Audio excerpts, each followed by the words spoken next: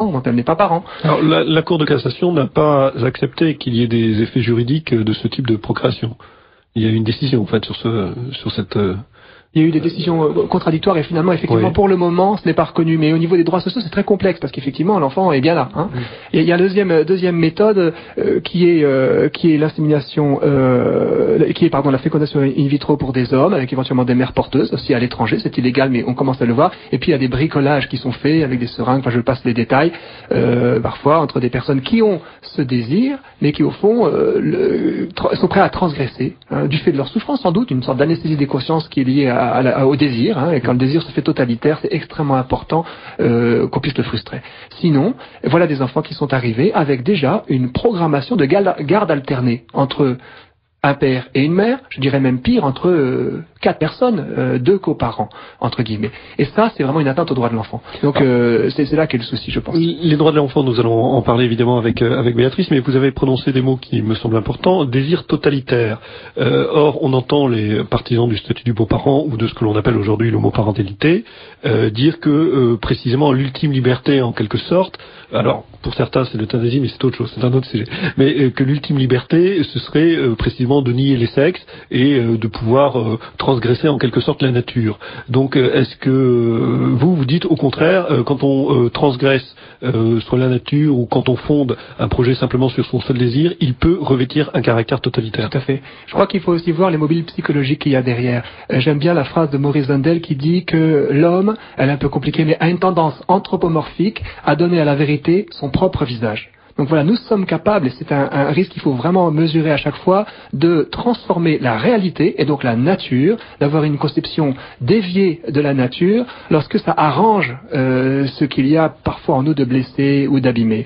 Et il est absolument essentiel de contrer, ça a été fait récemment encore sur les plateaux de télévision, ceux qui tendent à dire que nous ne naissons pas ni hommes ni femmes, et qu'au fond tout cela est lié à des phénomènes culturels de choix individuels, etc. Parce qu'à l'arrivée, derrière cette façon de tordre une réalité intrinsèque qui nous habite malgré nous-mêmes, eh bien, il y a des victimes.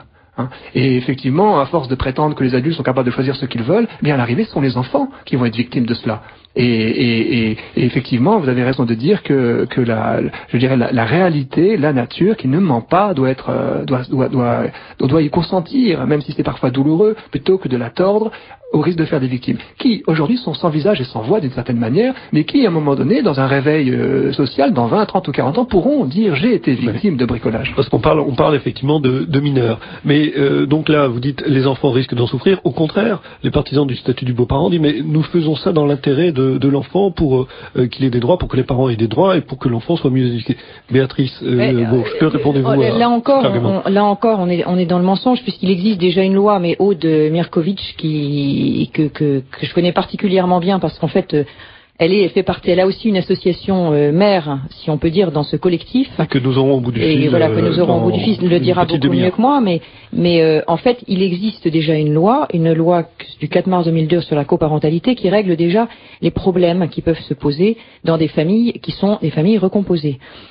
On va pas nier le fait qu'il y a de plus en plus de familles recomposées et qu'il peut en effet y avoir des problèmes dans ces familles. Oui, dans l'exposé des motifs, voilà. On fait état d'1 600 000 familles recomposées, me semble-t-il. Oui, un petit peu plus même. Alors parce qu'il y a les familles, les personnes qui élèvent leurs enfants seuls, les personnes qui élèvent leurs enfants avec un beau-parent ou une personne qui vit avec eux, et puis les enfants qui vivent dans des couples homosexuels. Ce que je tiens à dire quand même, c'est que 30 000... Bon, enfin, si je veux rétablir la vérité des chiffres, selon l'INED, je crois qu'il n'y en a pas 30 000 en réalité, parce que ce que dit l'INED, et une chercheuse qui s'appelle Madame Piriou, et c'était dans le rapport Famille et droits de l'enfant, disait, on peut estimer à 30 000 le nombre de couples homosexuels et un petit pourcentage d'entre eux élèvent des enfants. Alors, je lis simplement, en fait, l'exposé des motifs pour que ce soit clair pour nos auditeurs. Donc, l'exposé des motifs de cet avant-projet de loi relatif à l'autorité parentale et aux droits des tiers, au statut du beau-parent, qui a été d'ailleurs immédiatement rebaptisé statut du faux-parent par les opposants à ce texte. Donc, dans l'exposé des motifs, il est dit « L'augmentation du nombre des divorces et des séparations, ainsi que les nouvelles configurations familiales, constituent une réalité sociale socio-démographique indéniable. Ainsi, environ 1,6 million, 1,6 million d'enfants vivent au sein d'une famille recomposée, 2,7 millions dans un foyer monoparental et 30 000 vivraient, selon les estimations de l'INED, donc de l'Institut national des études démographiques, dans un foyer composé de 2 adultes du même sexe. Voilà. Donc c'est la première fois effectivement qu'en tout cas dans l'exposé des motifs d'un texte de loi, il y a une référence explicite aux familles dites homoparentales. Ce qui prouve bien que cette loi est une loi idéologique. J'ai été confrontée il y a quelques jours dans une radio à Philippe Castel, qui est le porte-parole de l'inter-LGBT, qui est l'inter-associative lesbienne, bi, gay et trans, qui a dit tout à fait officiellement sur une antenne qu'ils avaient fait une pression considérable dans les ministères et qu'ils avaient à ce titre obtenu 2 choses qui leur paraissaient capitales. C'était bien sûr pas suffisant, mais c'était intéressant pour eux. C'est ce que vous venez d'indiquer, donc l'exposé des motifs qui reconnaît les familles homoparentales. Et la deuxième chose, c'est que dans les termes même de la loi, le mot père et mère soit remplacé par le mot parent. Parce qu'en fait, ils veulent asexuer le parent. Voilà. Ce qui permet en effet d'avoir 2 personnes du même sexe qui seraient les parents et qui élèveraient l'enfant. Pour aller dans votre sens, Béatrice, j'ai sous les yeux différentes versions justement de cet avant-projet de loi relatif, et le texte que j'ai lu tout à l'heure ne correspond en fait qu'à la deuxième version. Et donc il y a dans la deuxième version une référence explicite aux familles homoparentales, alors que cette référence n'existait pas dans la première version. Non, et entre-temps, le texte a été soumis aux associations en fait dont vous parlez, c'est-à-dire l'inter-LGBT, mais également la PGL, l'association des parents gays et lesbiens, et l'on voit bien que cette insertion relative aux familles homoparentales a été inscrite à l'initiative de ces associations. Oui, alors vous avez raison, nous on a été consultés, le collectif pour l'enfant, on a été consultés sur les 2. On nous a soumis le deuxième, puisqu'il n'y avait plus de consultation, mais on a été consulté sur le premier. On est allé, Nadine Morano d'ailleurs, au départ, quand on a commencé à être consulté, quand on a commencé à être reçu dans le ministère, c'est-à-dire chez Xavier Bertrand quand il était ministre de tutelle, et il n'y avait pas d'ailleurs de ministère à la famille à l'époque, il était ministre de la famille lui-même tout en étant ministre du travail. Ça se passe de commentaires. Et quand on a été ensuite reçu chez Rachida Dati, on a dit attention, vous êtes sûrement soumis à des pressions considérables. Ils nous ont répondu par l'affirmative. Puis est arrivée Nadine Morano et le fameux avant-projet de loi, le premier dont vous parliez à l'instant, dans lequel il n'y avait pas mention de ça. Donc nous sommes également à ce moment-là allés chez Nadine Morano et on lui a dit écoutez, nous on est quand même très inquiets. Et il nous a été répondu non mais vous inquiétez pas, enfin bref, évidemment on a tout fait pour nous rassurer. Et entre donc le fait que Nadine Morano ait été nommée secrétaire d'État à la famille et le deuxième avant-projet de loi, il y a quand même une différence considérable. Finalement, mais tu galères une. Est-ce que l'on ne pourrait pas faire crédit au gouvernement de ne pas avancer masqué, puisque il y aurait pu ne pas y avoir dans cet exposé des motifs de référence explicite, mais le texte serait passé sans que personne n'y voit rien. Si Christine Boutin d'ailleurs elle-même n'était pas intervenue, il faut dire qu'elle est intervenue avec beaucoup de courage pour attirer l'attention de l'opinion publique sur ce texte-là. Mais voilà, le gouvernement en tout cas n'avance pas là masqué. Je dirais que si quand même. Oui, justement, la sortie très très particulière de Christine Boutin, ministre en exercice, qui est allé jusqu'à contredire un projet de loi qui émanait des services d'un autre ministère, et justement pour dire attention, on nous cache quelque chose. Et puis c'est vrai que la transformation du mot père et mère en mot parent, c'est quelque chose qui est assez insidieux.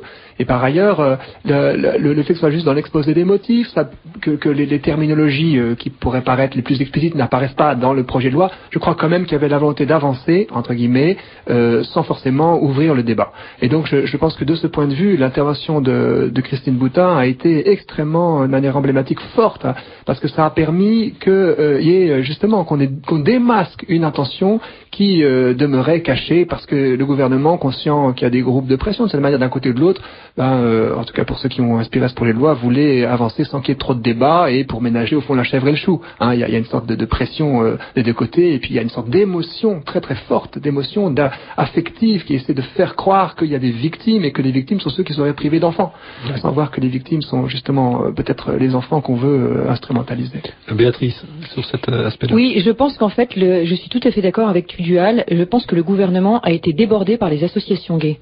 C'est-à-dire que le gouvernement, exactement comme le dit Tudual, voulait avancer plutôt masqué, mais les associations gays qui avaient fait pression et qui avaient obtenu ça, pensaient qu'elles n'avaient pas obtenu assez encore et ont voulu mettre la pression encore plus, et donc ce sont elles qui ont, d'ailleurs, celles qui se sont réjouies en premier, enfin, quand on écoute ce que dit Nicolas Sarkozy quand il annonce cet avant-projet de loi le 13 février dernier, il dit il y a reconnaissance des enfants qui existent dans des couples homosexuels, bon, il n'en dit pas plus, et il parle du statut du beau-parent pour les familles recomposées, etc. Et vraiment, c'est tout, enfin, son allusion, elle est quand même très discrète.